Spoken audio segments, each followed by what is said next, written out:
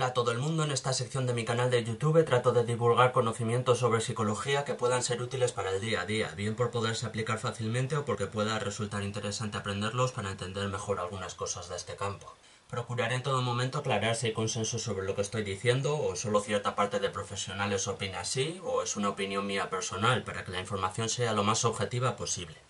Y en este vídeo toca hablar sobre el cognitivismo. Así como el vídeo anterior de esta serie de vídeos de psicología para el día a día fue más práctico y tenía más consejos que yo creo que se pueden usar en el día a día y que se pueden aplicar un poco para aliviar algunos problemas, pues esta vez toca otra vez un vídeo un poco teórico sobre el cognitivismo, otras de las escuelas de la psicología.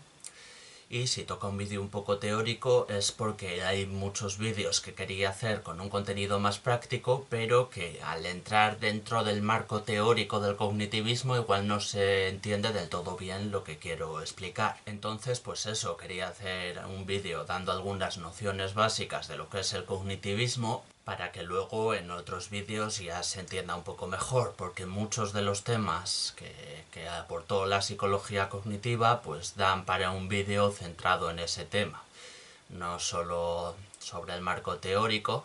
Entonces pues eso, este vídeo va a explicar un poco por encima qué es el cognitivismo y luego ya haré vídeos más específicos sobre los distintos temas y sobre las distintas aplicaciones que ha tenido esta escuela. La psicología cognitiva, el cognitivismo, también llamado cognoscitivismo, que es lo mismo pero dicho de forma un poco más complicada, se centra en los procesos de cognición, es decir, en los procesos del pensamiento, tales como el conocimiento, la percepción, la memoria, el aprendizaje también. Esta corriente surgió en los años 50-60 del siglo XX, claro, como respuesta al conductismo, principalmente. Pero la cuestión es que no venía a contradecir todo el conductismo, sino que se apropiaba de buena parte de sus ideas, incorporaba buena parte de las ideas conductistas.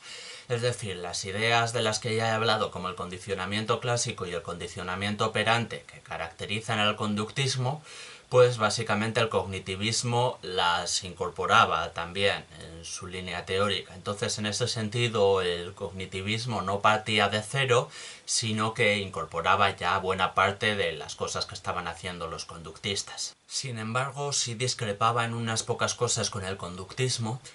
Primero, no consideraba que la mente quedara por completo fuera del campo de la psicología. Recordemos que los conductistas se centran en los fenómenos observables, en los fenómenos que se pueden replicar en un laboratorio. Por tanto, los conductistas pues o afirman que la mente no existe o afirman que la mente si existe no se puede saber nada de ella y no tiene sentido preocuparnos por ella.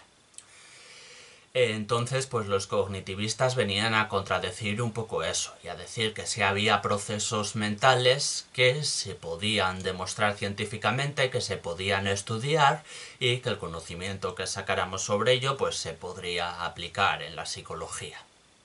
De la misma forma, bueno, es básicamente una extensión de esta idea, pero eso, así como los conductistas reducían básicamente el comportamiento a estímulo y respuesta, mediante reglas que, como hemos visto, luego pueden volverse mucho más complejas y pueden tener muchos matices, pero bueno, que vienen a ser eso, estímulo y respuesta, pues el cognitivismo decía que no, que algunos procesos mentales determinados son más complicados y no se reducen a estímulo y respuesta, y que la mente atraviesa diversos estados, que hay diversos estados de conciencia durante los cuales el estímulo y respuesta no funcionan de la misma forma y que también sería interesante estudiar.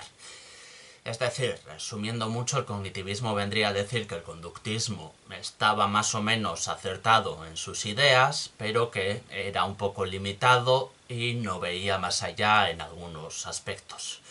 Lo estoy resumiendo, lo estoy simplificando y quizá exagerando un poco en algunos aspectos, pero bueno, que más o menos esa vendría a ser la crítica del cognitivismo al conductismo. Yo creo que explicado así se entiende. Pero bueno, quizás se entienda mejor poniendo algunos ejemplos específicos y, como digo, son ejemplos en los que este vídeo no quiero profundizar mucho porque dan para un vídeo de por sí. Cada uno de ellos da para un vídeo entero de por sí, Pero eso, tratándolos aquí un poco por encima, pues algunos ejemplos de estos vendrían a ser, por ejemplo, la psicología del desarrollo, el desarrollo de los niños desde que nacen hasta que alcanzan la edad adulta. Jean Piaget fue uno de los psicólogos que aportó al cognitivismo y que empezó a construir el cognitivismo por eso, porque creía que el conductismo no valía para examinar todo el proceso de desarrollo, de crecimiento de los niños. Entonces Piaget propuso nuevos modelos en los cuales cada fase que atraviesa un niño a lo largo de su desarrollo hasta alcanzar la edad adulta pues tiene distintas características. Los modelos de Piaget, de hecho, siguen siendo muy estudiados y se estudian también en carreras como magisterio, las relacionadas con la enseñanza, así, con todo lo que tenga que ver para educar a niños, pues se estudia a Piaget todavía a día de hoy. Entonces, como digo, esto ya profundizaré en algún otro vídeo. Otro ejemplo es la psicología del lenguaje. Algunos psicólogos, de entre los que voy a destacar a Chomsky, pero había más, empezaron a desarrollar ideas cognitivistas por eso, porque creían que el conductismo no valía para explicar la psicología del lenguaje en cuanto a cómo una persona adquiere el lenguaje, cómo una persona, un niño normalmente, aprende a hablar y aprende a construir frases. Decían que era un proceso demasiado complejo como para que se pudiera aprender solo mediante los esquemas básicos de estímulo o respuesta. Tenía que haber algo más, tenía que haber en la mente estructuras muy evolucionadas y muy complejas que fueran capaces de explicar cómo se adquiere el lenguaje. Y a esto también le tendré que dedicar otro vídeo. Más ejemplos, pues la organización del conocimiento, la jerarquía que tienen los conocimientos adquiridos a la hora de fijarse. Eso fue otro de los campos que desarrolló el cognitivismo porque consideraba que el conductismo no lo trataba con bastante precisión. Otro más, la memoria. En este sentido fueron bastante importantes los estudios de George A. Miller, digo, por destacar algunos de los nombres de los psicólogos que empezaron a desarrollar estas ideas. Las características de la memoria a corto plazo, de la memoria a largo plazo y de la distinción que hay entre ellas, pues también empezaron a desarrollarse en el cognitivismo nuevamente porque consideraban que el conductismo no bastaba para explicarlas. Y bueno, luego los posteriores avances que la neurología y que la psicología neurológica hicieron en el campo de la memoria, pues se deben en parte a estas teorías que se empezaron a desarrollar en el cognitivismo. También la psicología social recibió aportes por parte de la psicología cognitiva y también unas cuantas ramas más. Pero bueno, aun a riesgo de repetirme, quiero remarcar esto. Quiero remarcar que el cognitivismo incorpora muchas de las ideas conductistas, pero lo que hace es decir, bueno, pero tiene que haber algo más. El conductismo no basta para explicarlas, tenemos que desarrollar también algunas otras ideas y eso es lo que va haciendo. O sea, la psicología cognitivista se centra en desarrollar campos, en explorar campos que considera que el conductismo no puede llegar a explicar completamente.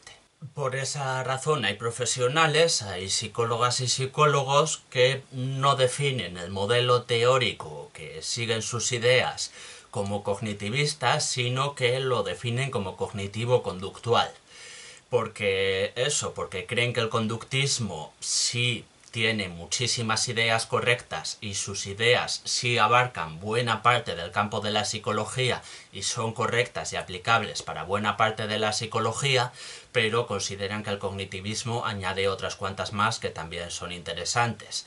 Entonces no se consideran a cognitivos a secas porque consideran que deben una gran deuda y que siguen teniendo demasiada importancia el conductismo como para no mencionarlo. Entonces, crean una especie de marco teórico en el que hay cierta reconciliación entre estos dos movimientos. Un marco cognitivo-conductual, así lo llaman, para destacar que consideran que ambos modelos tienen importancia y que ambos modelos ayudan a explicar un poco la realidad de la psicología. Algunas críticas que se hacen al cognitivismo, las principales críticas, suelen ser la falta de evidencia empírica de algunas de sus teorías y de algunas de sus afirmaciones, esto nos devuelve al conflicto que yo mencionaba al principio, ¿no? Con el conductismo puro. Pues el conductismo puro sigue considerando que no existe una mente y que no existe nada interesante que analizar que no sea lo observable directamente en el laboratorio, y en ese sentido pues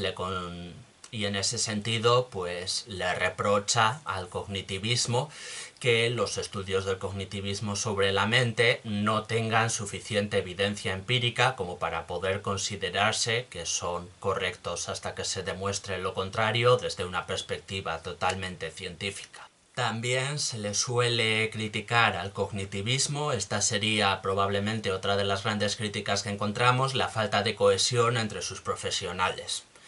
Como hemos visto, pues el cognitivismo aporta algunas ideas al campo de la psicología del desarrollo, otras al campo de la psicología social, otras se centran en la memoria. Entonces, digamos que el cognitivismo a veces llega a estar un poco disperso, y a la hora de ponerse a hablar sobre un tema en común, pues profesionales cognitivistas que se supone que son de la misma escuela dicen cosas que pueden resultar contradictorias o no están del todo de acuerdo. Esto yo creo que no tiene por qué ser necesariamente una pega, que puede estar bien que haya diversidad de ideas.